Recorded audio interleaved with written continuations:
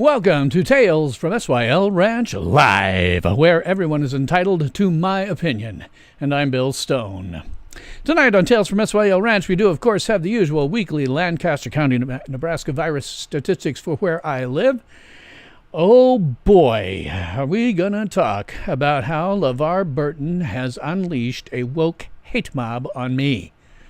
We will have the weekly woke report, which is going to cover quite a number of things, and then we'll have anything else I can think of and anything else that you want to talk about. This is, of course, a live stream on 3 different services, YouTube, Twitch, and Facebook, and you're free to talk to me about anything that you want in chat. I will call out your name and the service that you're on. You can ask me any question, whether it's political, social, the virus whose name I can't mention because it risks the video being banned on YouTube. You can talk about United States Civil War II, or even things pertaining to science fiction, fantasy, horror, superheroes, and other related genres. I'm happy to answer each and every question in as much detail and as truthfully as I can. There are some questions that are about personal subjects that I won't discuss, but pretty much anything else is fair game. I will get to as many of my viewers as I can, with the understanding that I don't want my stream to go much longer than 3 hours because I'm an old man with lower back arthritis and it starts to hurt after a while. Now, ordinarily, I might give call-in instructions, but I'm still frankly trying to get used to these 3 different frickin' control panels in front of me here, and the one on YouTube or Facebook is entirely less than fully intuitive. I've got to figure out how to get to the damn comment stream. But I'm not going to be taking calls tonight, but I would say I will take 1 call. If LeVar Burton happens to be watching, I will take your call at any time. Shout out in chat that you're there on some service, and I will give you the instructions about how to call in. It's the only one I'm going to take tonight. But, as I say, I'm generally going to have my hands full, and I'm not showing my chat windows up here anywhere because it's now so cluttered up with all the chats that I can't do that. But again, I'm going to call out your name, and I will call out what service that you are on. Hi, TDG. I guess you got a lot of laughing stuff. It's not exactly a laughing matter. I always tell people I generally have some kind of outline for what I'm going to talk about. Occasionally, I will have scripted remarks. I do not have a lot of scripted remarks regarding this thing with LeVar Burton. It is, however, quite possible, because I don't script this stuff, I don't act it, but sometimes the emotion takes me. This one has pissed me off, and not for the reasons you might think. There is a serious danger that I will go full Howard Beale on you here. That has happened once or twice. It is a danger tonight. Ordinarily, I try to be the adult in the room. This one has really got me kind of pissed off. So, as always, while we wait for some people to kind of trickle in, I will answer the question that nobody asked, which is, what are this week's virus statistics for Lancaster County, Nebraska, where I live? As always, this is sourced at the City of Lincoln, Lancaster County Health Department, which you can find in my descriptions on YouTube and Facebook. It will appear in my description on Twitch when I'm finished. Some of my statistics are a little different than the Lincoln Lancaster County Health Department, but this is because I'm using a more accurate count of the county population, and so the math works out slightly differently. Total Lancaster County population remains roughly constant at roughly 324,216 people. We have 232 deaths by the virus, which was the same as last week. No increase this week.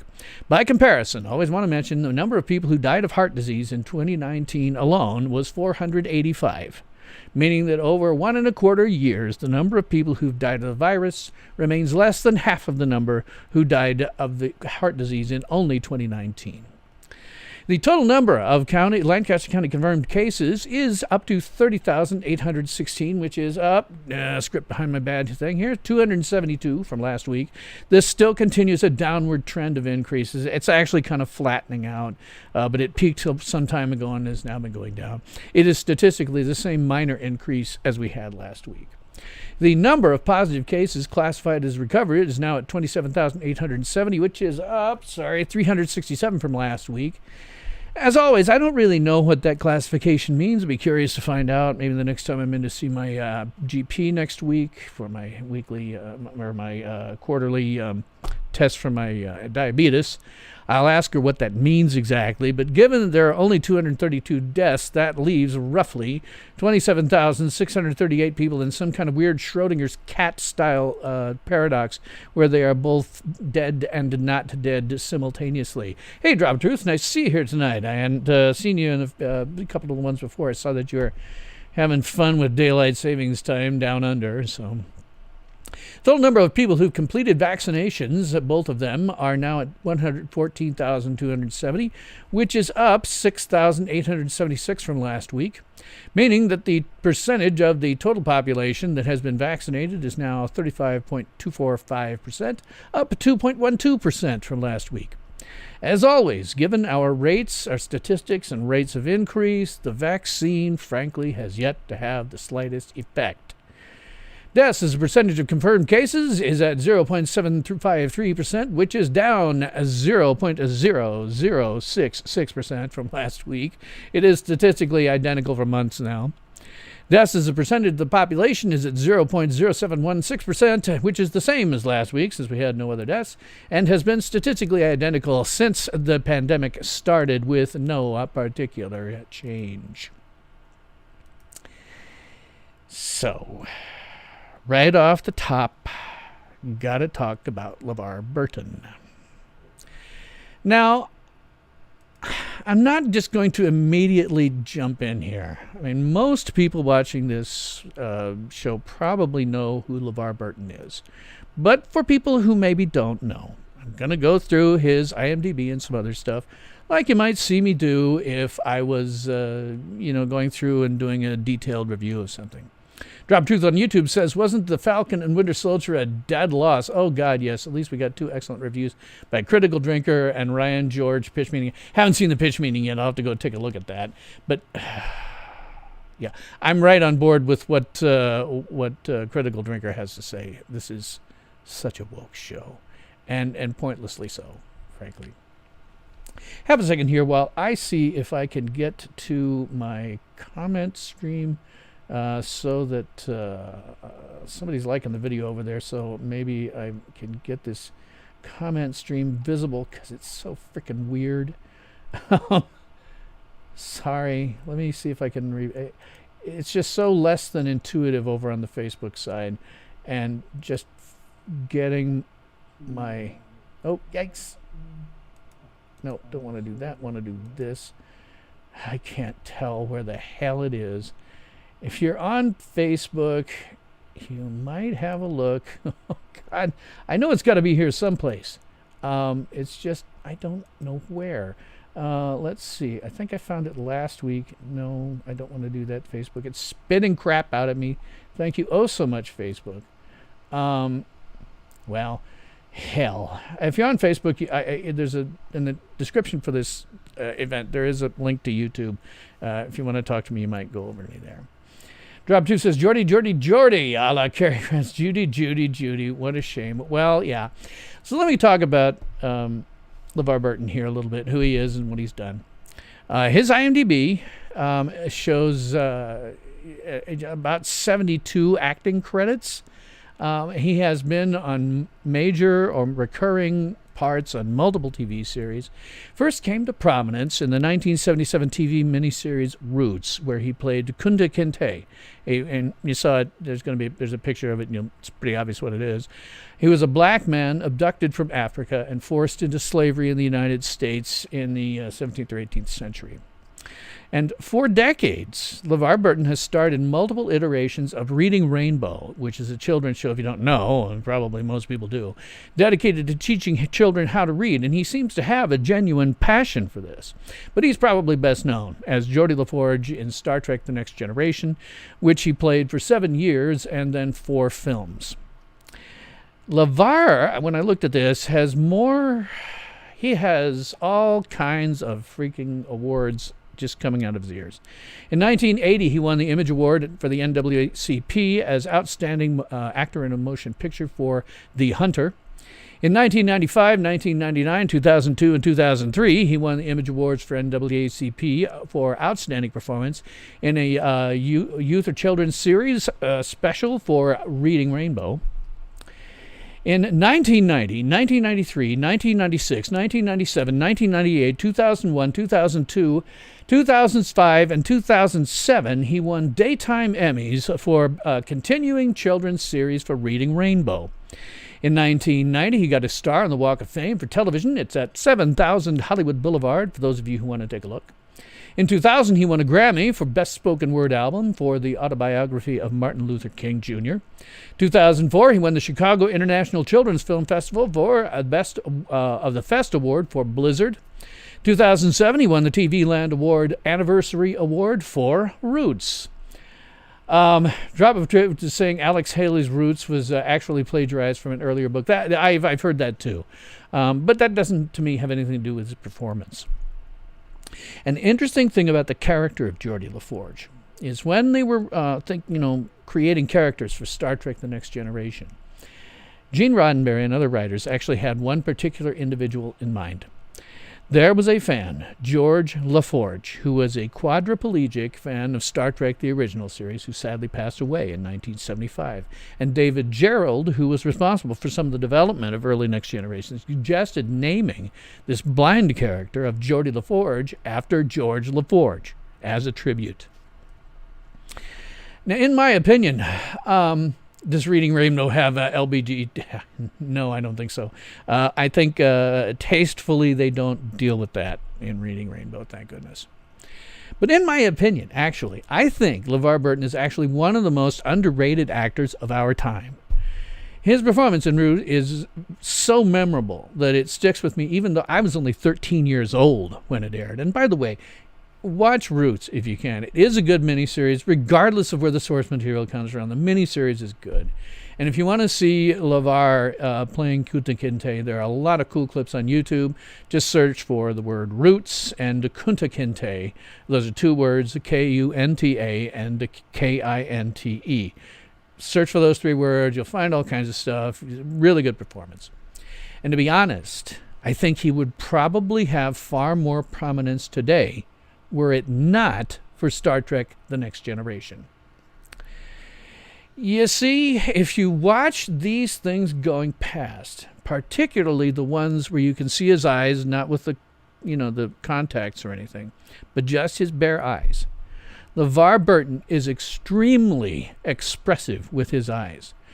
The couple of times on Star Trek: The Next Generation when they didn't have the visor, when they had his normal eyes, and one of them goes through in my little slideshow here, he looked like a totally different man. He's so expressive with his eyes that when he's stuck behind this thing, he did a good job, don't get me wrong. He's still a good performer, but my God, he looks like a totally different person. This is from Star Trek: The Next Generation. He's very expressive with his eyes, his eyebrows, and stuff like that. And he was stuck behind that thing for 7 years, unable to emote from this whole chunk of his head. And I think if he just had regular eyes or contact lenses or something like that, people would have taken more notice of him than they did. And the thing about it is, in Star Trek lore, there would have been so many different ways than doing this banana clip that, frankly, he could barely see through when he was acting. He, damn near stumbled around the sets. It's amazing to me that he could act and move from one place to another with that damn thing across his eyes. But there were lots of ways you could have done this differently in Star Trek lore.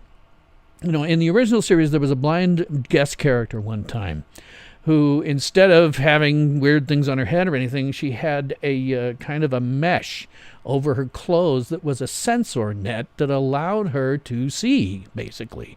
You could have done it so many different ways that didn't cover up his eyes. And I think that the fact that they covered his eyes for 7 years is probably why he maybe hasn't gotten a lot of other tons of work. Reading Rainbow's great. Give the guy lots of credit for that. But he hasn't got a ton of other work outside of Star Trek and Reading Rainbow. Again, just a totally different looking guy. He really does. Those eyes are very distinctive, and he emotes with them. And I think it was really detrimental to his career that he got stuck with that visor. Even when he has contact lenses like he did there, it's not the same. His eyes are very expressive. So, after saying all that nice stuff about him, you have to ask, where's the beef? Well, the beef started on Twitter 2 days ago. And there's a link to it in my description box in the on the Facebook and YouTube side. That link will appear in Twitch when I'm done. Supercrude63 says the woman with the censored dress was the woman who played Dr. Pulaski. Yes, she was. Yes, she was. And she also played another guest character in Star Trek, the original series. But this tweet thread is there in my description box if you go to read it. I urge you to not respond. Go there just solely for informational purposes so that you can see I'm not lying and I'm not bragging or blowing this out of any proportion. Everything I'm about to tell you is absolutely fracking true. Yes, it was Diana Muldaur, as TGG says. Yes, Diana Muldaur, who played the characters on Star Trek, the original series. What got the beef started was this little missive from LeVar Burton, which was from The View a day or two before we got into it. In terms of cancel culture, I think it's misnamed. That's a misnomer. I think we have a consequence culture, and that consequences are finally encompassing everybody in the society, whereas they haven't been ever in this country. So I think that there are good signs that are happening in the culture right now, and I think it has everything to do with a new awareness on people who were simply unaware of the real nature of life in this country for people who have been othered since this nation began. Okay, so LeVar Burton supports cancel culture by saying that it's not really cancel culture, it's just having consequences. Well, LeVar, if you happen to be watching, or if you watched that thread, which I'm sure you didn't, you can see just from that thread why cancel culture or consequence culture is such an evil, terrible, awful fracking thing. Starseed Blair says you saw a picture of him, LeVar, I assume, with a mask on. Oh, for virtue reasons, virus reasons. Oh, sorry. With just his eyes showing and could not recognize him. Yeah. Without either side of his face, he's a very different looking person. But again, I think having the visor really probably messed up his career. Anyway, he put that out there. And I thought it was stupid. I think cancel culture is just plain fascist. It's basically, as I've said a million times on here, it's just saying I'm going to silence you, pressure you into silence, try to get you fired, try to get you deplatformed because I don't like what you're saying. And I think that's such a horrible idea because even if you're, saying this is something you want, ultimately it's going to come around back and bite you. When somebody says, I don't like what you're saying, and decides you have to have consequences. So I just said this, I retweeted that stupid video with this, and this was 2 days ago. Well, there goes any respect I ever had for LeVar Burton. LeVar replied back to me with this. I have it on good authority that he'll be fine without it. Okay, all right, I'm cool. All right. I wasn't going to go anywhere with that. I was kind of like, wow, how did he get me? I've only got several hundred followers on Twitter. It's not like I'm a big dude there. I'm a small creator on any of the platforms that I'm on. Where the hell did he find me? That was my biggest thing when I first saw this. How did he get me? I could see if William Shatner had said, there goes any respect he had for LeVar Burton, he might, but why me? Okay, whatever, Oh my God. I thought it was going to be just, okay, well, he made a little quip. That's kind of funny. All right, whatever. No. Oh God, no. His quip, and I've not got it in here because it's lengthy. It went on for 2 days. It's still going on. This triggered a ton of his followers to jump down my throat. They assumed that because I said this, I'm a racist, I'm a bigot, all kinds of other things, and they decided that it was time to freaking cancel me. And cancel me by doing all kinds of pressure. Now, I have a very simple policy on Twitter. I'm a small creator. I don't have that many followers. If you start a conversation with me, I will always engage you. Always. With the exception in this case of one person who went on a 10-tweet rant that I simply, and I'm sorry if you're watching, I could not keep up with it because of the huge volume that I was dealing with otherwise.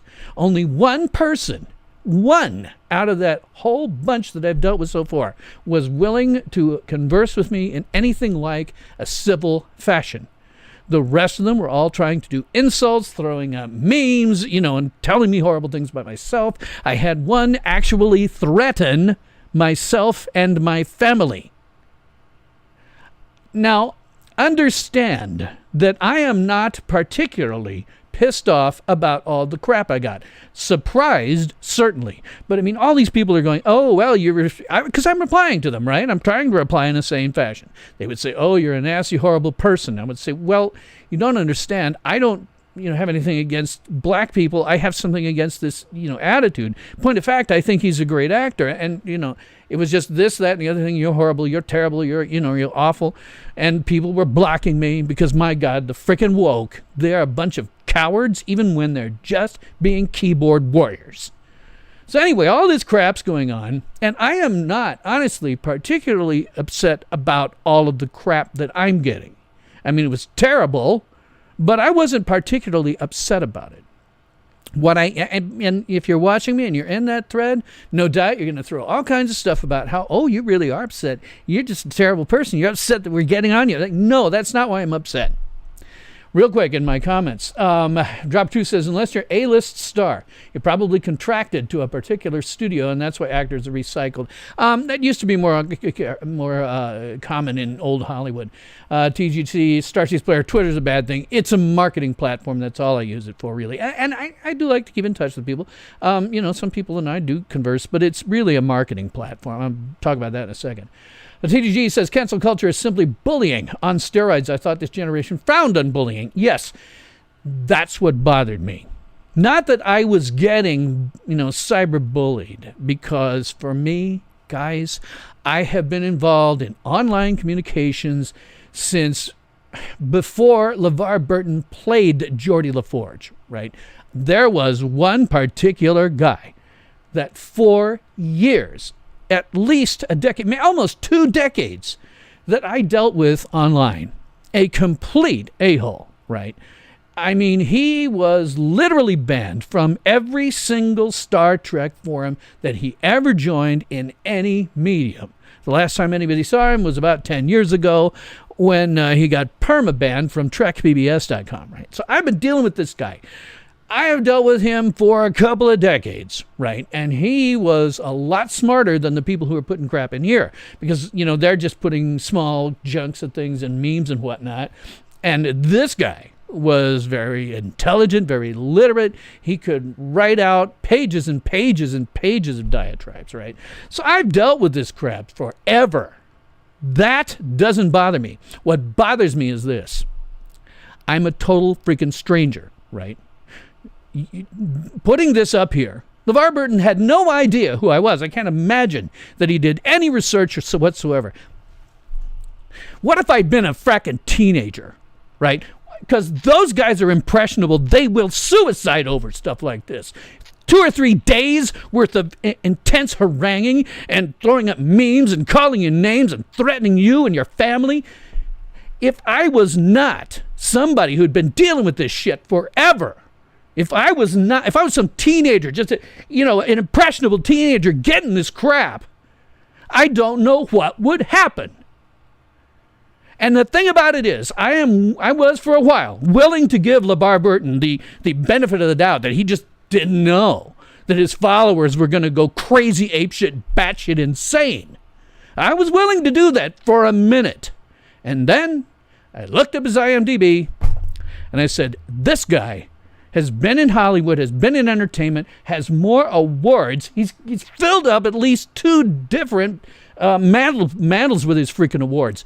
He's got a publicist, he's got a manager, he's got an agent. The publicist knows just as well as I do that Twitter is a marketing platform. It is a way to get his name out there with a certain kind of message. He ain't that stupid.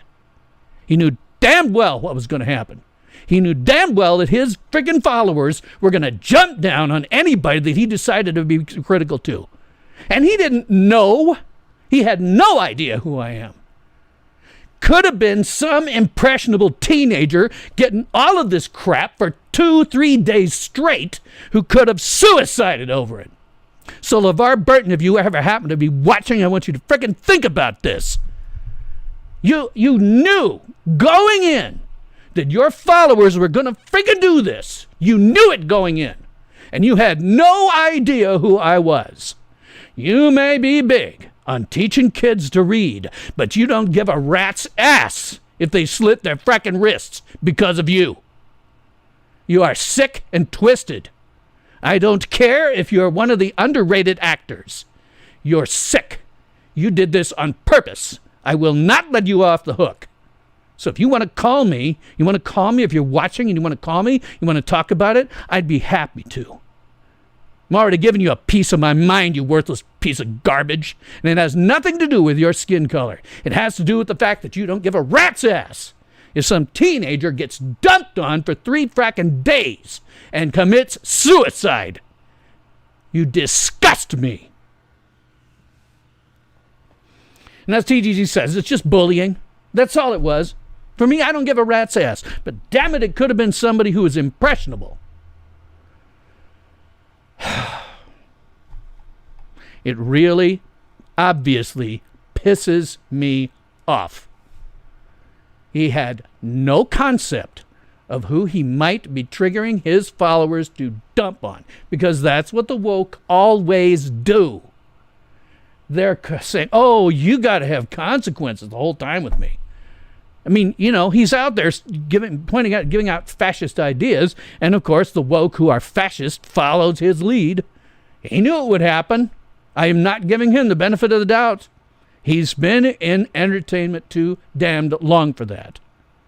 He did it on purpose. He knew exactly what his followers were going to do.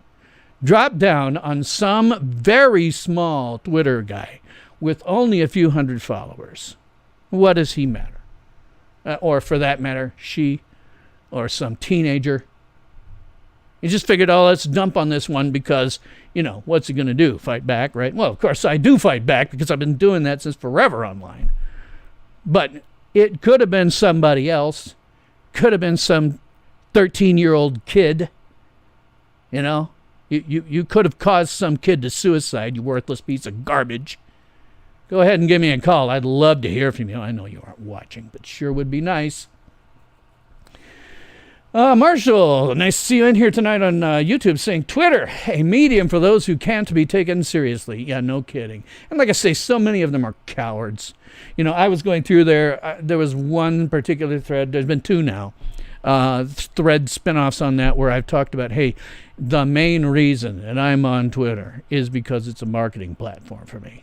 I love interacting with everybody, but primarily it's a marketing platform. And most people who do this sort of thing, like LeVar Burton and his friggin' publicist, know that it's a marketing platform. You just can't form a coherent thought in the small number of characters provided. It's really for marketing. Drop 2 says, TDG, when on YouTube, it says TDG, when they're bullied, they freak out, but they can happily decide anyone else who doesn't follow their agenda. Sololinsky, Lenin and Goebbels 101. These people have never read that crap. All they are is a bunch of really, really cowardly keyboard warriors. Because when I would engage them, I always do. And I particularly will engage someone who is calling me names that do not apply to me, like racist, bigot, etc., wishing my family and I harm. And one guy didn't believe that had actually happened because, if you're only responding to one particular tweet thread, you don't see the entire gigantic, monstrous mess that LeVar Burton unleashed on me. He's like, well, if you're getting threats, report it to the FBI. And I'm like, you dolt. that's been tried in the past. They can't do a damned thing because all they've got are anonymous keyboard warriors. Faceless, nameless, anonymous keyboard warriors who, when they get challenged enough, start blocking me. And let me tell you, I have a very, very strict policy. I don't block anybody unless they're just an incredible freaking troll. I'm only blocking one person on Twitter. And that's because this in person is a serious alcoholic and will go off on me in the middle of the night and just spew gibberish at me. But they're just cowards. They're just utter cowards. They can't deal with someone who will stand up to them. And again, LeVar Burton, you worthless piece of trash. You had no idea who you were tweeting to. You knew that this was going to unleash your followers, and you didn't care. If it maybe was some teenager with no following who just got, bullied until they decided to slit their frickin' wrists. You didn't care. You're a piece of garbage. Let's see, looking over on my on my YouTube side of the world in there, Truth says I have some good followers on Twitter, but many others are just twits. Yeah, I do too, but as I say, I don't block anybody unless they're just complete. In fact, who I blocked.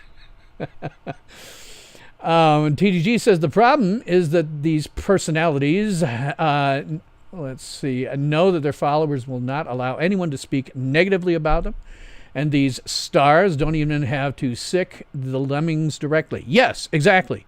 He posted that one little frickin' thing. One little tiny thing that I frankly didn't care about. I mean, okay, fine, whatever. But he knew that was going to trigger his freaking followers to come down like a ton of bricks. And on me, don't give a crap. I have gone toe to toe for decades with a man named James Dixon, and all of you schmucks replying back to me are no James Dixon. Hi, Jeanette. How are you doing? Let's see. Drop 2 says TDG. Echo chamber protection is their superpower. Absolutely. Marshall says on YouTube, clickism gone amok. Yes, they're in it because others are in it. Yeah. They attack because the clique attacks. They are stupid, idiotic, immature ignoramuses intent on the destruction of ideas. And in this case, worse, because they don't know who I am. And in point of fact, most of them assume that I'm younger. I at some point in a lot of these conversations I have back and forth with them, some idiot will say, okay, boomer, right? I have a response to that because I hate that. What I say back to them is, no, I'm actually early Gen X. But I understand the confusion. It's just like black people to racists. We all look the same to you.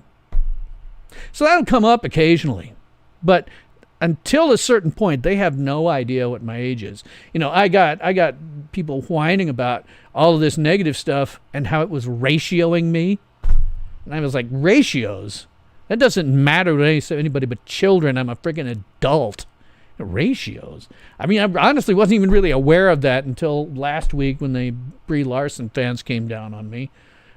Which I thought was stupid, but nothing like this. Anyway, I heard of that and I was like, somebody cares about that? If they get enough negative comments, they're going to delete their tweets. Do people actually do that? I mean, I've seen where celebrities do it after they said something exceptionally stupid, but I'm an adult, man. I don't care. And also at my level, right, there ain't no such thing as bad publicity. I mean, I had the guy go on a multi-tweet rant about how I'm a fascist for liking Star Trek, the original series, in a totally unrelated tweet string. And I didn't reply to him because it wasn't worth my time. But at the same time, he was sharing a video that got him all hot and bothered. So I'm like, okay, well, you're sharing my videos.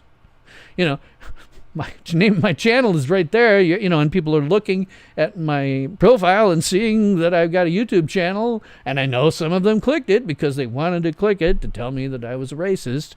So where they get that idea, I have no idea. But, okay, you're still getting to my channel. I'm okay with that. Hi, Jason Hand on YouTube. Hi there. TTG says, to use Star Trek terms, they are the Borg Collective. Yeah, except that they're a lot more cowardly. A lot more cowardly. Let's see. Why kill the messenger? Oh, let's see. Drop Truth says, Marshall on YouTube. Marshall, hive mind delusion. Yes, and Marshall says, why kill the messenger when they can kill the message? Exactly. Yeah. And LeVar Burton is in favor of killing the message. And he's in favor, which is utterly fascist, and he's in favor of having his followers come down on anybody without knowing if it's some impressionable kid who, after experiencing 3 days of complete, just really coming down on you, wishing you dead, I could easily see some teenager just saying, oh, everybody hates me. This is terrible. Oh, my God, and just going. It happens. It happens for less, frankly, than what happened here. Drop 2 says he got banned from Twitter, Bill. He went to MeWe. Who's he? Oh, that guy that I've banned, that I've blocked. Okay, well, I'll unblock him then. I'm not going to go into the guy, but Drop Tooth knows who I'm talking about. It's kind of funny. Supercruise63 says, when you get called a boomer, you always reply, thanks for the compliment. Yes. I just like to throw it back in their face because they usually are indicating that especially in this stupid thread, that I'm somehow racist due to my age, so I just throw it back. I say, oh, well, I understand. It's just like black people are racists. We all look the same to you. Drop 2 says, I'm too young to be a boomer. Oh, I know. You're the last of the boomers born in 1964. 1965, yeah. That's where the cutoff line for the boomers is. And to be perfectly honest, my parents were just before boomers. My father's already passed away. My mom is in her mid, getting to upper 70s. That's what a real boomer looks like. Somebody with no hair. Wait till I have well, the way my hairline's receding, that's probably going to be sooner rather than later.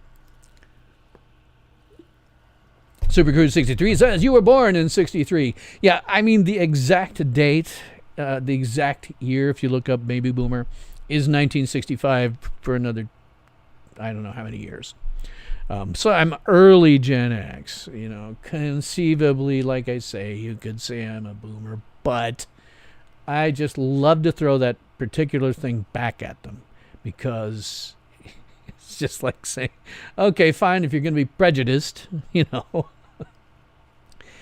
TDG says, yet these ding-dongs on YouTube says these ding-dongs think that LeVar is the perfect host for Jeopardy. His attitude shows he's too biased to be a good fit for them. Yeah.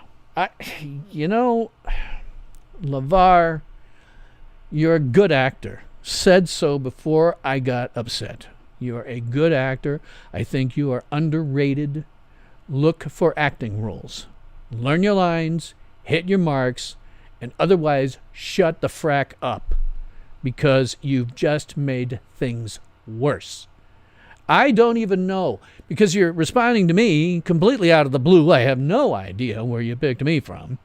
I mean, I know some of these celebrities and stuff, they go around and just look for hashtags with, I did tag him. But I'm sure, like I was seeing in my own, tweet stream, it was filled with people, because I follow people who have similar minds than I do. It was filled with lots of people who were, posting this with much worse things to say. Bigger YouTubers than I was. Mega Random 42, all of the people associated with the Phantom Menace, they were posting similar, much more stuff than I was saying about LeVar Burton, right? Much bigger stuff. Where he got me from, why he decided I don't know. But he's just made things worse. And clearly he'll respond to anybody without any thought about who they might be or how they might be impacted by this massive number of people that he must know is going to come to his defense in a way that is going to be really horrifying to somebody who's impressionable. Find an acting gig, learn your lines, hit your marks, and shut the frack up, LeVar Burton. So, that is pretty much my take on Mr. Burton. Just shut up. You're making things much, much worse. So, I do have other things to talk about tonight. That one took me, I guess, about an hour and 40 minutes to finally get through. Drop Tooth on YouTube says, Super Cruisy 3, say hello, fellow boomer. You too, Marshall. Yes, Marshall is also inside the boomer range. So another thing that bothers me is just how much kids hate that generation so much. I mean, I get it to a certain extent. When I was young, I thought I knew everything, and, older generation was stupid. And you get somebody like Zuckerberg, who famously, before he was 30, said that people over 30 were, uncreative in the IT field, shouldn't be hired. I mean, I get to a certain extent because, every generation sort of rebels against the one previous, but I don't remember the sort of visceral hatred that seems to come out for the boomers from my generation to my parents. I mean, did I think they were wrong? Yeah. Did I learn they were right? Lots of times, yeah. You're young and you're stupid. But I don't remember this sort of visceral, just dismissive, almost hatred that comes out of them. Marshall on YouTube says, wackadoodles all around. The world is going wonko because wackadoodles have too much power, too little intelligence, and too much undeserved self-esteem. Yes. Marshall also says, hey, Drop Truth, give me 5 minutes and I can turn your brain inside out. That's the kind of boomer I am. Yeah, well, if you watch the interview I did with Marshall about Bitcoin, yes, he can turn your brain inside out. It was mind-blowing on that one. Please feel free to go watch that video. I pulled it out as a clip. I was barely following it myself. Mind-blowing. Anyway, I have other things to talk about. Last night, of course, Drop 2 says on YouTube, boomers built the world that the millennials woke take for granted. I say it all the time, I'm very proud of what I did in IT, for the most part.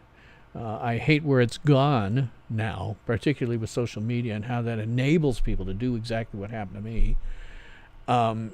But I'm proud of what I did, but I always like to say, those in my generation, we stood on the shoulders of the giants that came before us, and they stood on the shoulders of the giants that came before them. And the generations that come after me will stand on our shoulders, not mine necessarily, but I mean the shoulders of the giants in my generation. We built this world for them. We built the IT that they use, the smartphones, the computers, the internet, all of which I'm very proud about in terms of my participation. But yeah, they don't, I get that too, because I have this weird theory about the Vietnam War. I don't think that the Vietnam War was any worse in terms of how warfare operates than any prior generation. What happened was the Vietnam War was the first war fought by a generation that had grown up with air conditioning. So, if you're fighting a war in Europe and you're already used to hot summer days where the best you can do is open a window and throw a fan at yourself, maybe put a block of ice in front of it while it melts. And you go over to Europe and you're fighting a horrible war, well, what you're dealing with is the war, but the environment of, being uncomfortable is already well known to you. Then you take people who are, familiar with air conditioning and you stick them out in the middle of a jungle and it's going to be terrible. It's going to be twice as bad. So I think some of that came away. I'm not saying that the Vietnam War was necessarily good or bad either way. I do have some opinions about it, but I'm not going to talk about it here. But I think it had a lot to do with a generation that did not appreciate how bad it was in prior generations because they'd never experienced it. Similarly, this generation, even like my kids, they grew up with computers. My grandniece and nephews, they're growing up with smartphones just as part of their daily routine. They're not going to know a world without these things. So I kind of get, you start to take things for granted until you get a little older and you go, oh my God, all these things didn't exist before me, things like that. So I kind of get that, but it seems like a more hatred that comes out of them than just sort of rebellion and not having, not having the the experience to understand what's come before. Marshall says on YouTube he has an update to give me about the about cryptocurrencies when I recover. Yeah. TTG says, Gen Xers don't care. We've always been apathetic. Drop of Truth is saying exactly. Super Cruise 63 is saying that. Drop of Truth is saying to Marshall, I'll take the challenge. I've known many a person that has responded to my deluge of accurate information. Shut up, my brain is hurting. Well, I'll get Marshall back on here at some point. Not tonight. Not tonight. I'm already sort of starting to feel a little bit emotionally drained from having gone full Howard Beale there. As I said, I don't script these things. I don't rehearse them in advance. But I knew going into this because I was so pissed off about the fact that this could just as easily have been some teenager that got dumped upon, that I knew there was some good chance that I was just going to lose it.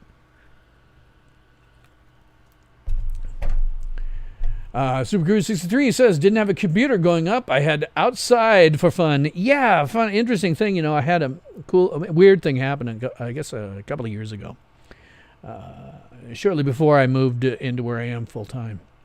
There was a big windstorm, a lot of trees around here. It's a giant prairie naturally, but because nobody who came to settle out here wanted to live in just giant flat grass with nothing else around, lots and lots of trees are planted in the cities. And so there was a tree that came down and took out I've forgotten whether it was a major electrical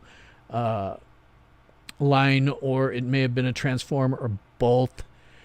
So it took out electricity for the entire neighborhood in the middle of the summer. So it was getting hotter inside the buildings than it was outside, and it was out for the better part of a day. And for the first time, because I remember having outside to go to too, and for the first time in a long time, maybe decades, everybody was outside. Neighbors were talking to each other, across the back fence. The guys were coming to fix the electrical lines. They would sit and jabber to each other. I was like, this is what we lost, sadly, with computing and stuff. While I'm very proud of what I've done, the social media that replaced, talking to each other in person has made it virtually impossible to have a rational conversation with people who disagree. Because on social media, they all assume that this is an existential threat. If someone doesn't believe exactly what they believe, it's an existential threat to them. Whereas if you had people, my generation and prior growing up, where, neighbors would be talking to each other across the fence, well, you couldn't be a complete a-hole to them because you might get punched in the face. They might get upset. You'd have some major beef with your neighbors that you didn't want. If you had people over to watch a game or something, you had to be nice to them. Just because they had different political opinions, you might get into a discussion, but you weren't going to kill anybody over it. You weren't going to threaten death because somebody doesn't have respect for an actor. That wasn't going to happen because you had to be nice to each other. You knew each other in person. And unfortunately, having total anonymity, and a lot of these people, I'm sure, being younger, I would be very surprised if there were very, very many people my age coming down like they did. They just don't have the experience with actual socialization. And that is a serious problem that stems from what my generation built for them, unfortunately. And I'm Drop 2 on YouTube saying, best stay quiet, be thought a fool, then open your mouth and confirm such. Yes, there's something that has been completely lost from the public lexicon. There have been a number of them. Don't make a federal case out of it. That's been lost from the public lexicon. Speaking of which, might as well move on. President Biden had an address to a joint session of Congress where he proposed all kinds of things that nobody wants, really. However, I am a little less worried. I know he's going to do some stupid stuff. He's going to try some stupid things with gun control. They're talking about now banning menthol cigarettes, which I'll talk about in a bit. So he's being all stupid. But I watched only part of it, and I'm not the only one. The ratings on that were in the basement. Nobody cared. But what I did notice while I was watching it on C-SPAN was this. Usually a joint session of Congress has lots of people. Even Congress wasn't watching this joint session. It wasn't watching, at least directly. It wasn't watching his stupid speech. They're all at home or something, you know. I mean, not even Congress was watching this address. I thought that was hysterical. I thought that was just absolutely hysterical. You know, he's up there and the camera's mostly pointing at him because, you know, the press doesn't want to make him look bad or anything. But every once in a while, would turn around, you see this, there's only one Chief Justice, there's only one Justice of the Supreme Court here. You know, it's just ridiculous. Yeah, and let's see. Oh, yeah, Drop of Truth. Let's see, go back a little bit here. TDG says social media is just a small part. Mainstream media scared everyone into isolating their neighbors and parents worried about the sickos outside. Got a piece about that, too. Some more coming up about the virus because I've learned a couple of things. Drop of Truth, sticks and stones may break my bones, but words will never hear me. It's the opposite today for these snowflakes. I have 2 memes about that. That just say, I make all kinds of marketing memes all the time. You can see them.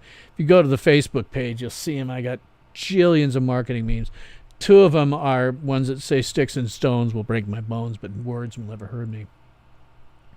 Marshall says, you don't even think they have a quorum there. Yes.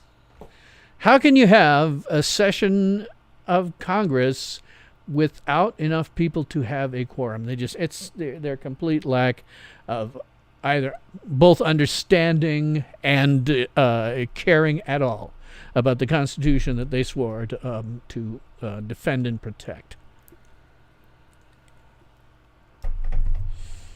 Super Cruise 63 says, you see Bernie. Oh, he's in there someplace. Yeah, I saw them when they were filing in and stuff. I watched a little bit because they showed that at the beginning, and I saw that he was there. Yeah.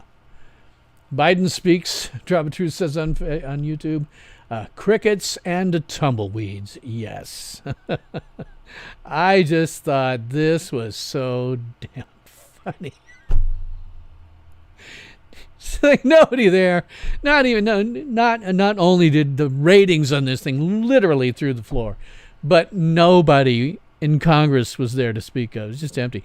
It's like when if you watch C-SPAN during the day and you see them, you see Congress people making remarks about some bill under consideration. And you look closely when they move out to wide shots and there's like 3 people there. You know, that's normal. Ordinarily, you have nobody there when they're making these speeches. The speeches are just so that they can have them on record.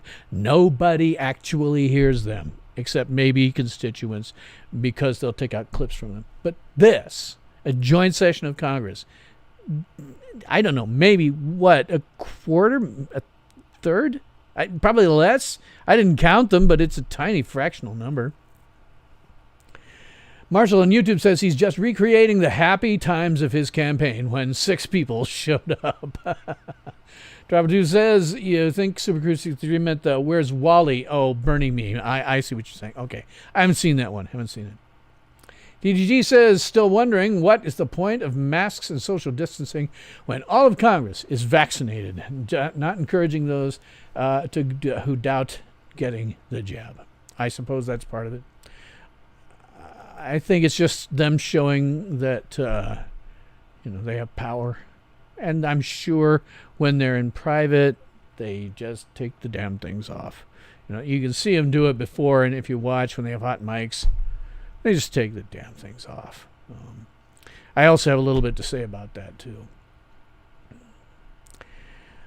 One thing he did talk about, as I said, is banning menthol cigarettes.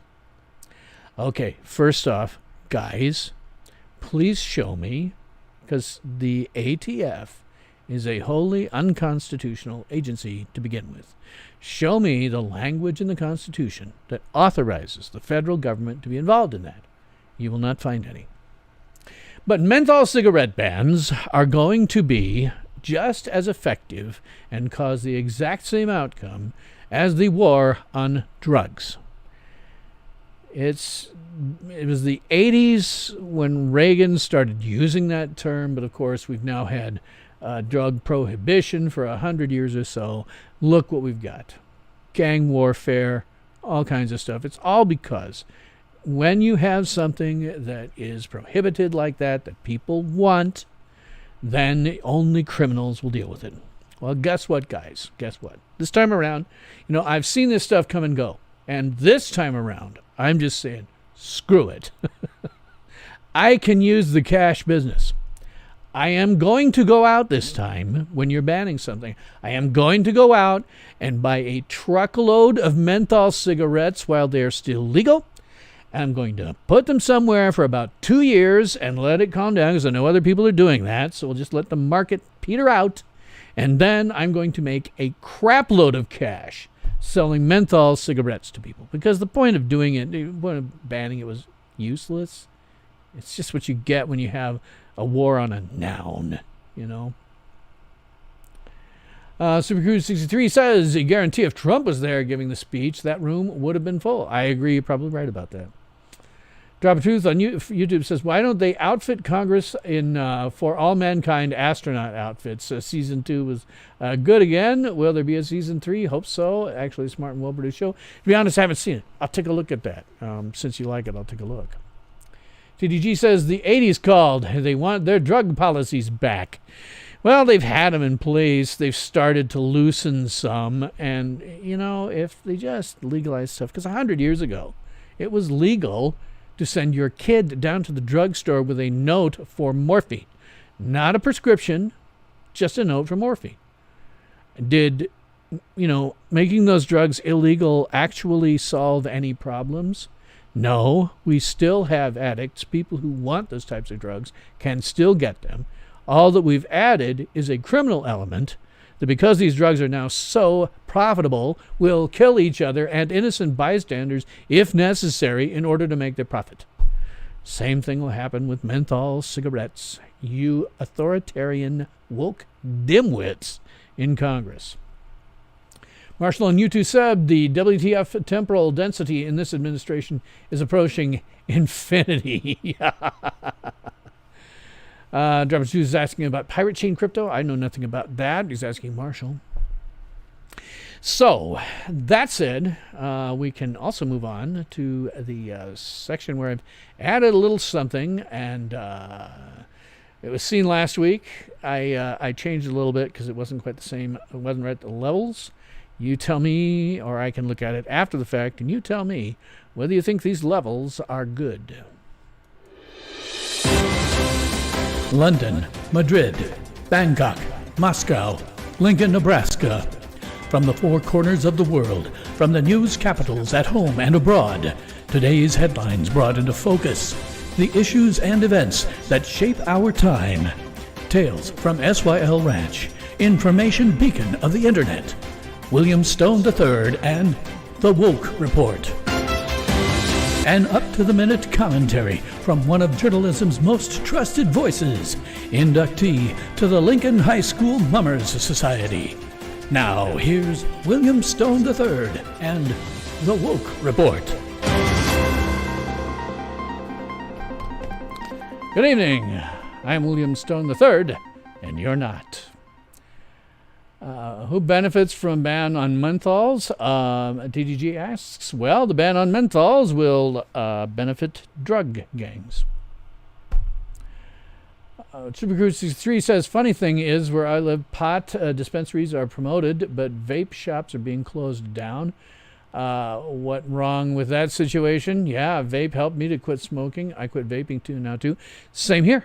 I got hooked on smoking a pipe for a number of years. I went to vaping, and now I'm down to nicotine lozenges. So, yeah, helped me as well.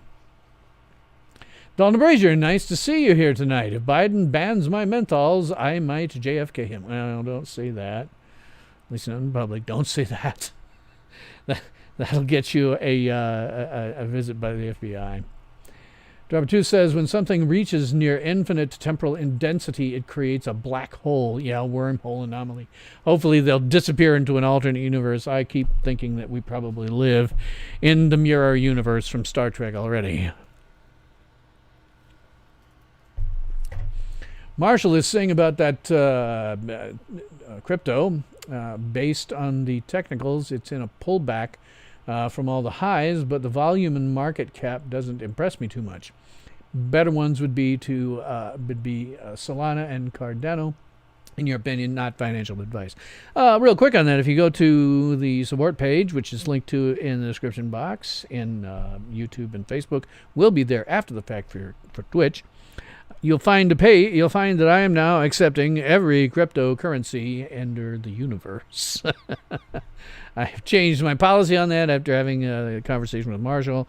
You'll find links to every single one of my hashes and stuff. So. Anyway, always on the Woke Report, must first talk about the wonderful, beautiful, and intelligent former Congresswoman Tulsi Gabbard. I'm going to show this until it's burns the eyes of everyone, because it's true. The mob that stormed the Capitol on January 6th to try to stop Congress from carrying out its constitutional responsibilities were behaving like domestic enemies of our country. But let's be clear. The John Brennans, Adam Schiffs, and the oligarchs in big tech who are trying to undermine our constitutionally protected rights and turn our country into a police state with KGB-style surveillance are also domestic enemies, and much more powerful and therefore dangerous than the mob that stormed the Capitol. Now, John Brennan said, so I know looking forward that the members of the Biden team who have been nominated or have been appointed are now moving in laser-like fashion to try to uncover as much as they can about what looks very similar to insurgency movements that we've seen overseas, where they germinate in different parts of the country and they gain strength, and it brings together an unholy alliance frequently of religious extremists, authoritarians, fascists, bigots, racists, nativists, even libertarians. Now, President Biden, I call upon you and all members of Congress from both parties to denounce these efforts by the likes of Brennan and others to take away our civil liberties that are endowed to us by our Creator and guaranteed in our Constitution. If you don't stand up to these people now, then our country will be in great peril. Yes, Tulsi has it right. Marshall is saying on YouTube, still want to have her babies. I certainly wouldn't mind assisting her in having some. Tulsi, if you're, as I always say, if you are not happy with your current relationship, send an email to callin at sylranch.tv. I will be happy to wine, dine, and, see what we can do. You and Gina Carano are right up there in the top of the list for the future ex-Mrs. Stone. So give me a call, Marshall is saying, for crypto is only truly good for stable coins used for off and on ramps. Dropper 2 is saying, wasn't there a super heroine in comics that had gray flash in their hair? Rogue, possibly. I think so. I'm trying to remember. I think, Rogue had like red hair with the thing in it. I'm more of a DC guy when it comes to printed comics, so I really don't remember it that well. I mostly remember from like the X-Men movies, the early X-Men movies. But yeah, you're right. I think it was. Anyway, that thing that Tulsi was saying, and that weasel John Brennan was saying about focusing like a laser on people like me, libertarians, it is something we actually have to worry about. Last night he did talk about comparing racism, which goes along with that stuff, to terrorism and having to fight it on that level. Unfortunately, this is what you get. This is what you get when you have a war on a noun rather than a place or a people. It is similar to the war on drugs. I mean, how did we end up in this way in the first place? The war on drugs was the predecessor. The war on drugs, war on terrorism, which caused the airport security theater, and all kinds of other security measures. These are all predecessors to the virus. We gave up our freedom with drugs, and we gave up our freedom with terrorism measures, and now we've given up our freedom for a virus. It all slides one into the other. You get a generation who is used to having to deal with, drugs being illegal and not being able to, good or not, put what they want to in their own bodies, and they've given up that freedom. You've given up the freedom of your body. Then you continue to give it up for a supposed security that never existed. And then finally, here we are, gleefully handing over our freedom that we will never get back. When it's safe means never. Tulsi Gabbard is absolutely right, and they're starting to go after this, and it's going to get worse, probably. Marshall saying fiat currency is the only... Okay, Drop of Truth on YouTube says, wasn't there... down one more. Johnny Arcade, nice to see you here tonight. And now it's the war on menthol cigarettes. The slope is getting real slippery. The killer was having the virus. The killer was that. By giving over the freedom of our bodies in such a major way, we lost our freedom.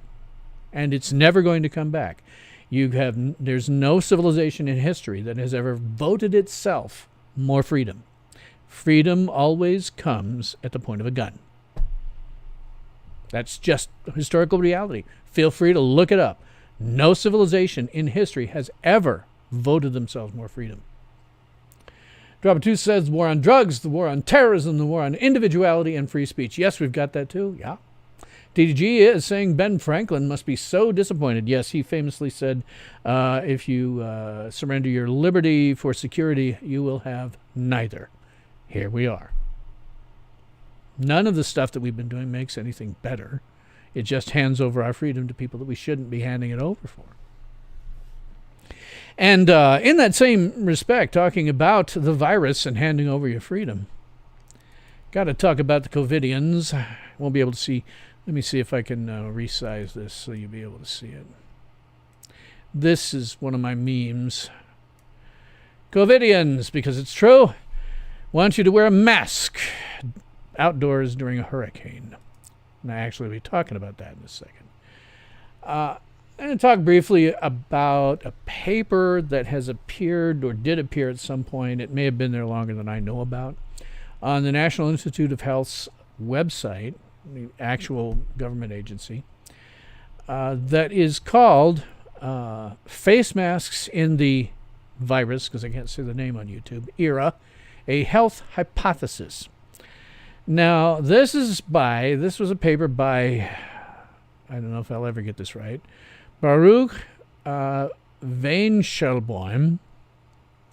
Now, he is a clinical exercise psychologist. You can find his LinkedIn. I have put a link to that in my description boxes. He is currently at the Cardiology Division, Veterans Affairs, Palo Alto Healthcare System / Stanford University in Palo Alto, California, United States. Now, he is not. I want to be clear about something. He is not a virologist, but rather he specializes in cardiopulmonary and psychological aspects with respect to exercise. He has 55 other papers on the NIH website, most of which deal with exercise and cardiopulmonary issues. Marshall says, gotta watch out for the branch COVIDians. Yes, they're very dangerous. Yeah, that's another one. Not everybody will remember that one. Yeah, the branch Davidians and the branch COVIDians. I just throw this one up. This is one of my marketing memes. You can always tell a marketing meme I've created because I have shamelessly put the show logo and URL to the website down there. Anyway, this doctor earned his PhD, not his MD. I want to be very clear about this, what I'm talking about, in exercise physiology pulmonary rehabilitation in 2014 from the Universidade do Porto in Portugal. Now, he does lack a background in virology, which is kind of important, but his views are considered outside the mainstream as a consequence. But considering his expertise in cardiopulmonary exercise, and something else I'm going to talk about immediately after this, I do find his hypothesis at least intriguing. His hypotheses are the practice of wearing face masks has compromised safety and efficacy profile. And both medical and non-medical face masks are ineffective to reduce human-to-human transmission and are ineffective and the ineffectivity of the virus. 3, that wearing face masks has adverse psychological and physiological effects. And 4, that long-term consequences of wearing face masks are detrimental to health.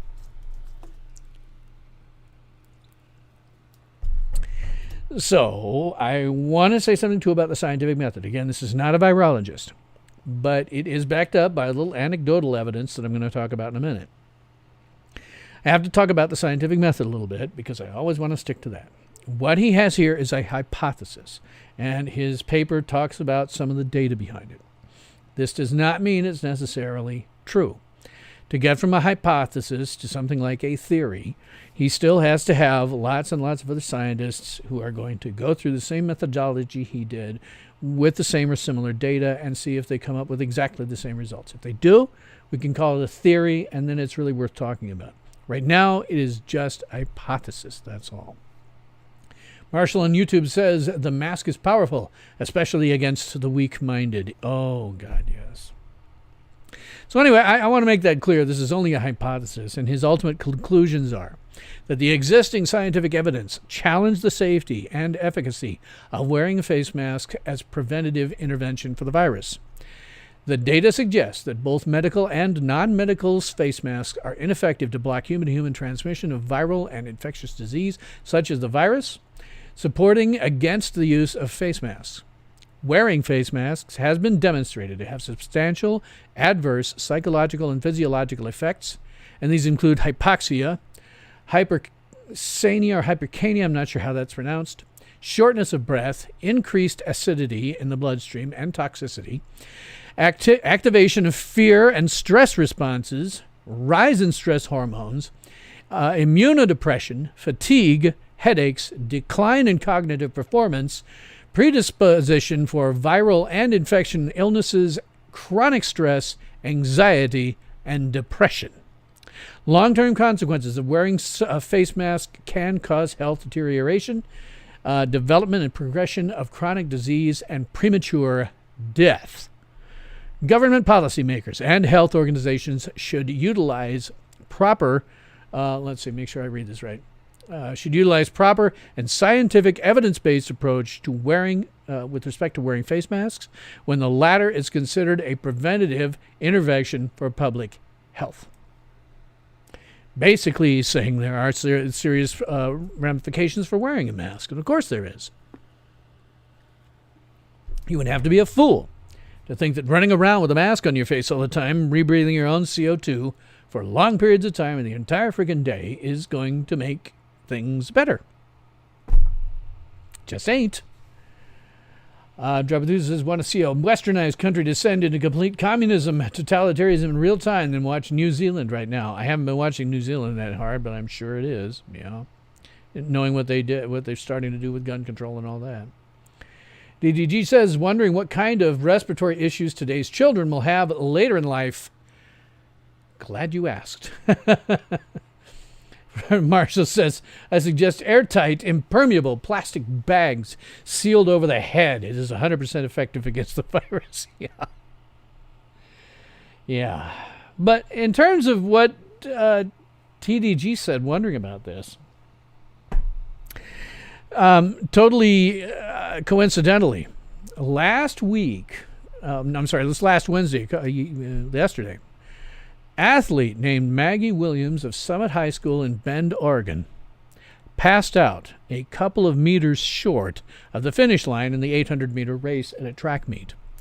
She was, however, fortunately able to recover, and in spite of passing out, she broke a school and a state record for the fastest time, and it is, in fact, the fourth highest high school time that has ever been recorded in the country.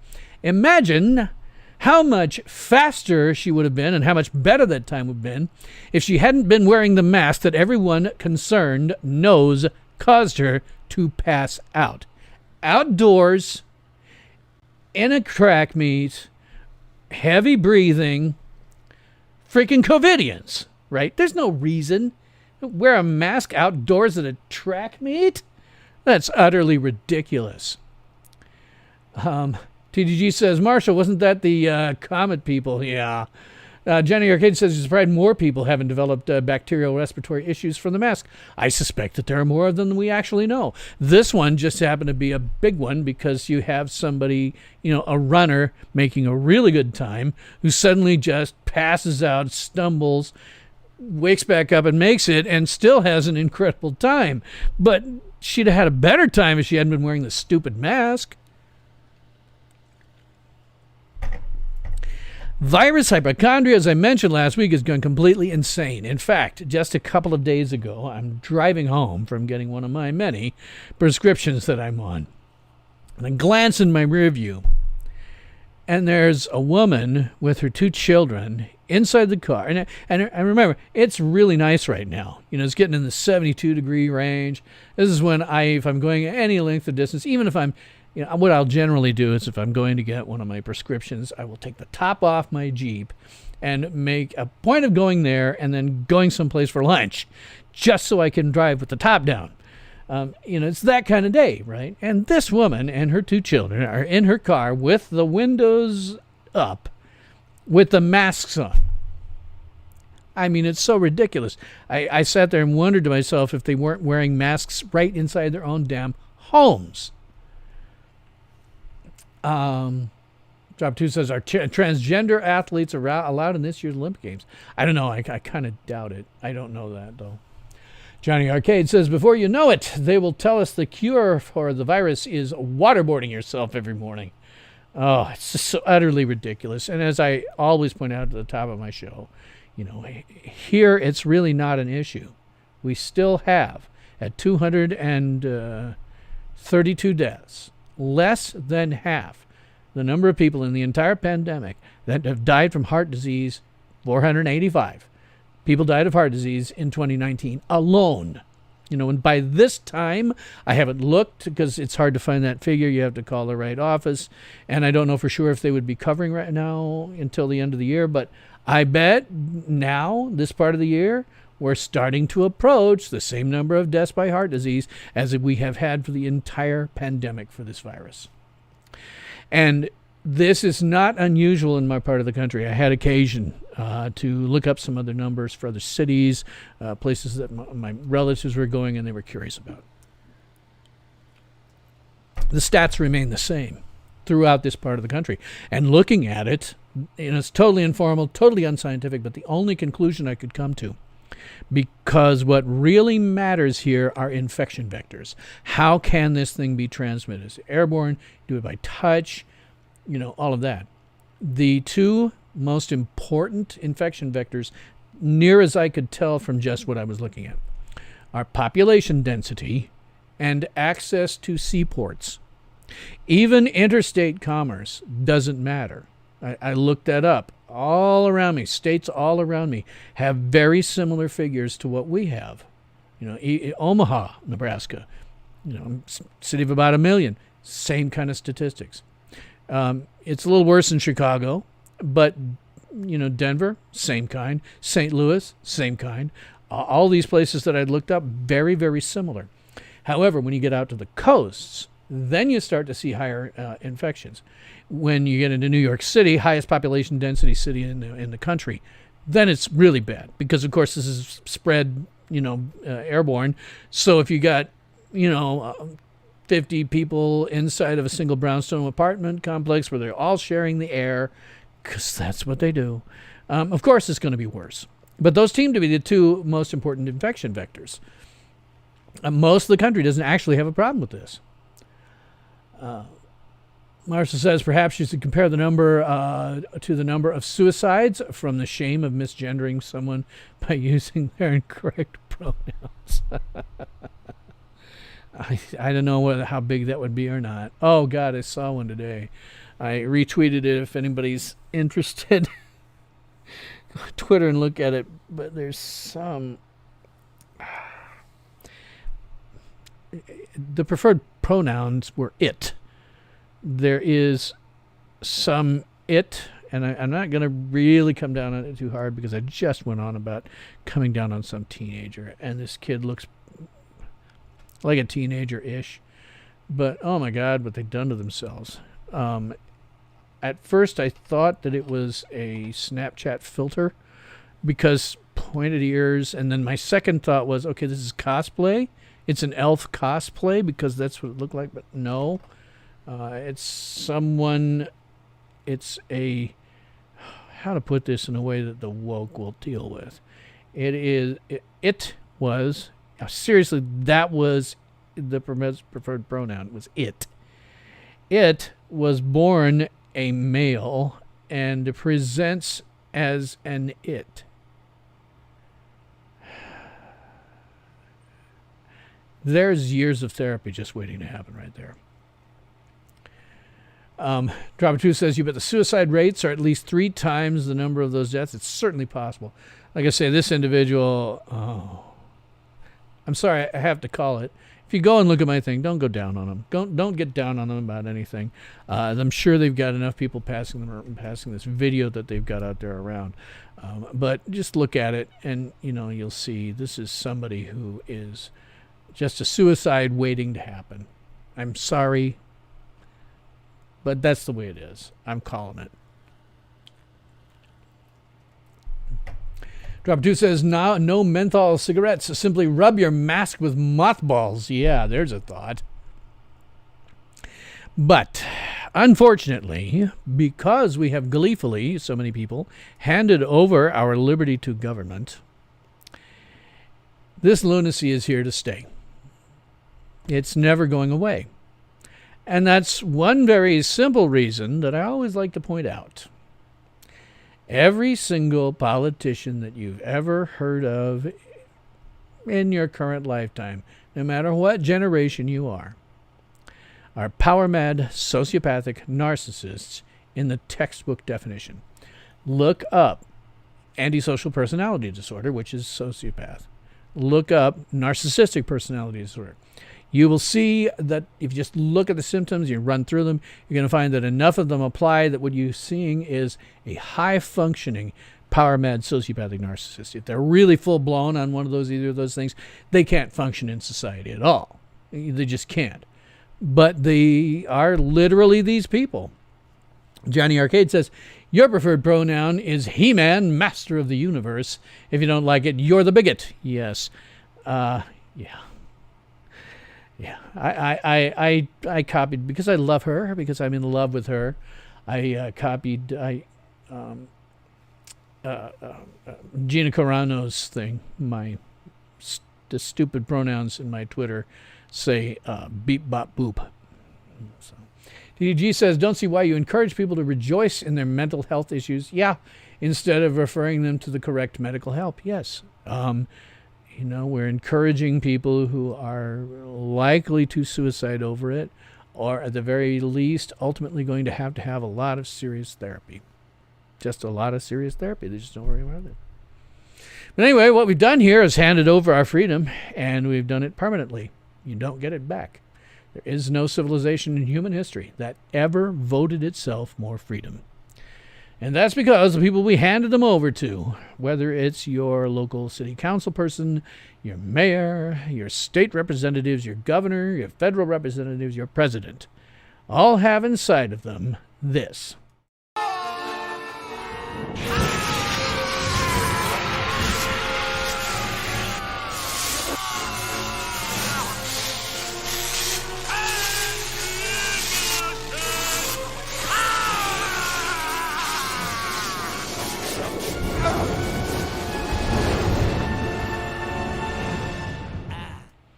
Burn that into your brain because it's absolutely true.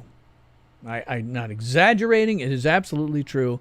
Every politician that you know of right now, every single one, and frankly, most of their staffs, their hangers-on, their yes men, are all people who want unlimited power. That's who we have handed over our freedom to, is people who want unlimited power. And we don't get it back. Not ever. You don't get it back by voting. They will never hand it back freely. It is gone. It's just plain gone. Let's see. Drop 2 says, now that Greta is 18, I'll bet she'll be martyred soon. She has ceased being useful. That was another one I called at the time when she was going around, at the United Nations and all that stuff. I said that this is a pawn. In point of fact, if you look at her, she is mentally ill. And they say so. She's got anxiety, depression, a couple of other things going on with her. And she's not been treated well. I mean, let's be real. The reason that she has always been so terrified about climate change is because she has these disorders already. I say this as someone who has a severe anxiety disorder that is well treated by a particular medication, a combination of them really. But I have an anxiety disorder. I have gotten to points where the anxiety disorder has taken over, and in looking for some kind of outlet, it's focused on something, never climate change. When I was very young and the Cold War was still on, it was focused heavily on nuclear warfare. But again, now I'm being treated, so I don't have that sort of problem much anymore. But I can see it in her. She's basically an untreated anxiety disorder and depression. They shouldn't be using her as a front for this. They never should have. Her parents are shitty parents. They should have taken her to a very good therapist, very good psychiatrist, gotten her some meds, gotten her some therapy, because that's what she actually needs. I call what they did to her child abuse. And now that she's past, the age, and she's hit 18, she's not useful anymore. And what's she going to do? I can only imagine, because it's like, child actors, right? Most of them wind up pretty screwed up. And that's because for a certain period of years when they were younger, they were the center of attention. They had all kinds of yes men and hangers-on and people saying, yes, oh, absolutely, yes, yes, yes, yes, yes, yes. And then they got to a certain age, aged out of Hollywood, and poof, all these people they thought were friends are gone. And that's what's going to happen to her. She's like a child actor in that respect. And she already had serious disorder going into this. I feel sorry for that poor kid. I did at the time when she was doing that stuff. I was like, this poor kid, she's been abused by her parents. There's really no other way to talk about it. DDG says, another civil war to regain our freedom. I don't see how in the immediate future. Most Americans are perfectly content to hand over their liberty. I think, near as I can tell, you have to have about 1/3 or 1/4 of your populace who's in favor of a revolt. When you look at the American Revolution, it was not a majority of people who were in favor of that. It was a much smaller minority. But it was enough. I think you have to have something like that. And the people who say, oh, well, if they do too much gun control, there'll be a revolt. No, there won't. They've been moving that goalpost on gun control my entire life. Every time it's hit the place where they said it was a tripwire and they were going to have a revolt, they just move the tripwire. They're going to keep doing that. People are not going to revolt over that. When they say, oh, the military will come to our rescue, no, they won't. The military will follow the lawful orders of their superiors, and if necessary, they'll be told whomever is trying to do something is evil and they should be taken out. The military is going to follow the orders ultimately of the president, whoever that president is. So this whole notion that somebody's going to save us, we're going to have a revolt, I don't see how. There aren't enough people who want it. They're happy to be slaves. That's just the way it is. Johnny Arcade says, progressivism doesn't work in reverse, unfortunately. Yes, it never does. Never does. Drop a Tooth on YouTube says, children are often used as spokesperson for various agendas because when they are attacked, their handlers can say, yes, he, she, it is a child. Yeah, and that's exactly what was happening with Greta Thunberg. And, of course, as I say, at the same time, all of these yes men and hangers-on that are just right now disappearing. And all of the people that she thought were friends and and her two parents that she thought were good, she's going to discover. I'd be shocked if they didn't run off with some of her money. They struck me the same as Lindsay Lohan's mom and dad. I think they're going to run off with some of her money. Drop Two says to Johnny Arcade on YouTube, hence the term progressivism, a unidirectional linear action. Johnny Arcade on YouTube says, I believe her parents have basically used trauma based mind control to indoctrinate her into being a climate psychopath. Yes. I think a lot of parents do it unknowingly these days. Yes, absolutely. Abso-freaking-lutely. They have abused that poor girl. I feel more sorry for her than I do anything else. And I did at the time when she was big, a couple of years ago. I was like, this poor kid is about to be going to ram into reality real hard. And I think it's going to screw her up. Marshall says 7% for the American Revolution. Yeah, there you go. 5% for the Nazi takeover of Germany. I don't think we got 5 to 7%. I think probably the actual percentage is represented by libertarians, frankly. I know the people on the right have inclinations that way, but I've seen them waffle so much. I mean, if you look at the progressivism, today's right is what the left was in 1969, and today's left is what the communists were before the revolution in Soviet Union. It's just they've slid, and they always slide toward the left. So I think probably if you look at like elections and you see that 4% of libertarians out there, I think that's probably closer to what you would have that would actually be in favor of some kind of revolution. Drop 2 says Jenny Arcade, MK Ultra, and Donald Ewan McCameron rear their ugly heads again. Yeah.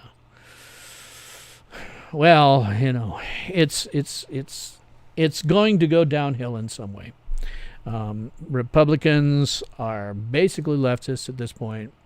They will cave to anything, you know, in terms of government. They'll cave to anything the Democrats want. And 5 years from now, they'll be saying the things the Democrats are saying. 10 years from now, they'll be exactly where the Democrats are now. It doesn't get better from this perspective. It's because we have all these power-mad sociopathic narcissists. Excuse me. Nose is actually starting to hurt. I got to get my voice back down into my throat a little bit. Marshall is saying on YouTube, in the little-known fact file, early 1900 progressives were praised by both Mussolini and Hitler for their positions, particularly regarding eugenics. Yes. Yeah.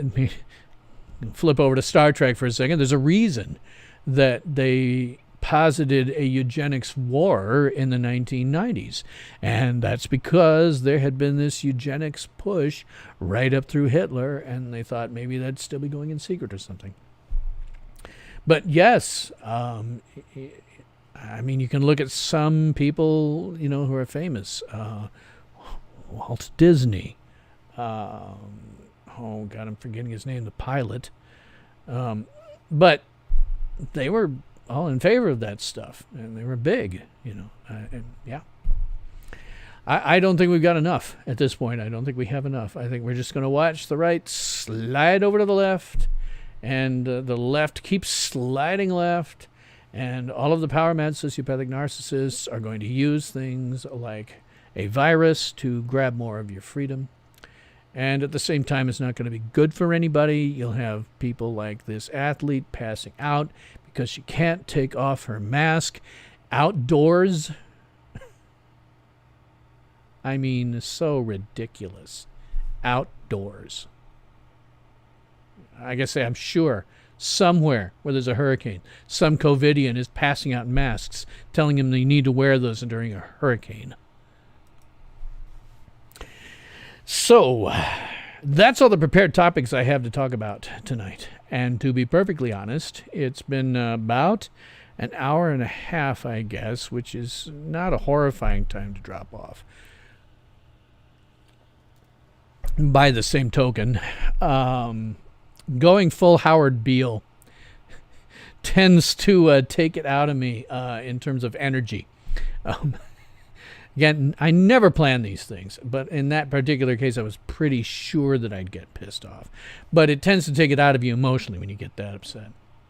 TG says some of the right are moving towards little L libertarianism. I don't know. I don't really, a little bit. Some of their positions move that direction. But I actually had this conversation. Had a conversation about this with one of those jackasses who was coming at me after LeVar Burton sicked them on me, and he was going, "Oh, libertarian, you're just right wing," and I said, "No, we're not." And he was like, "Well, what do you think about this issue? What do you think about that issue?" And my general thing was, "Well, you're going to get more specific.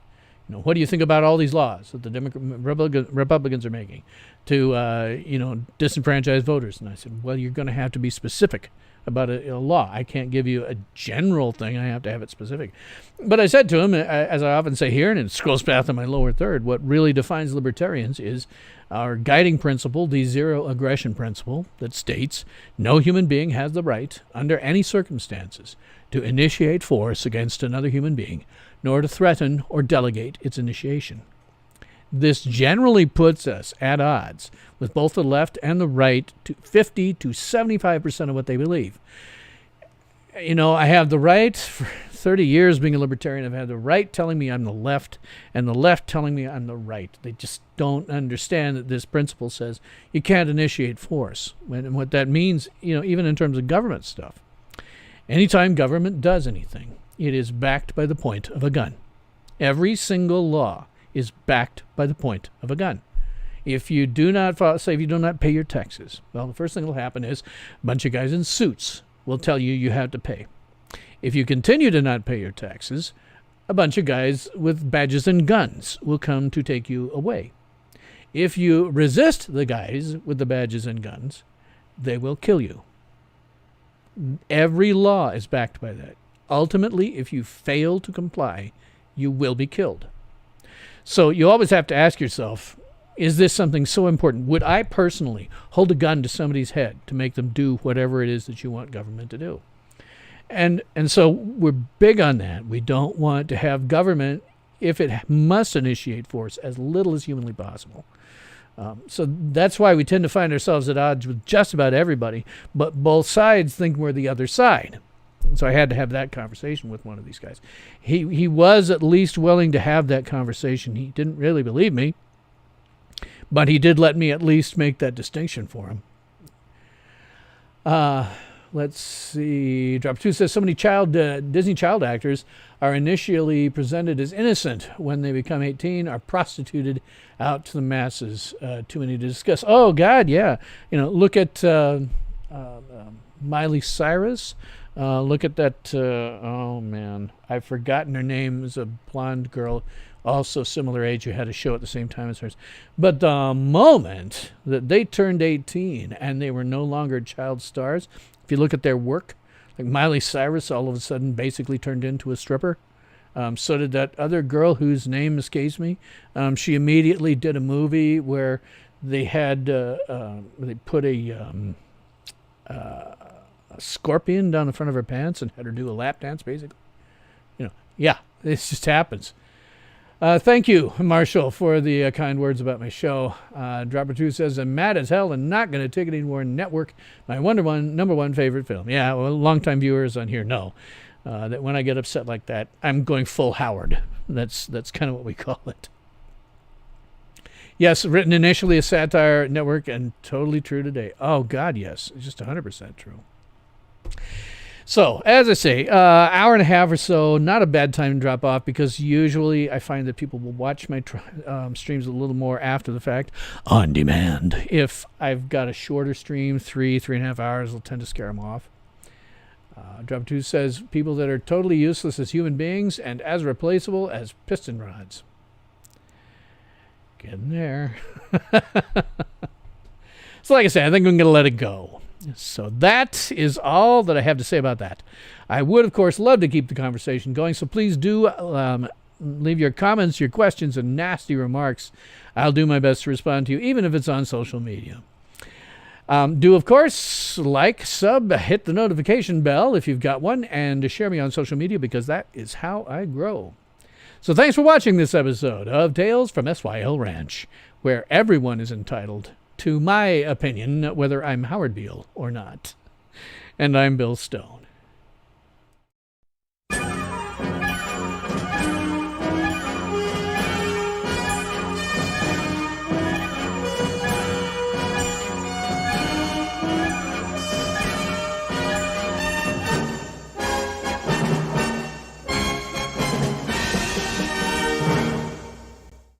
Ultimate power in this world has always been one simple thing: the control and manipulation of minds.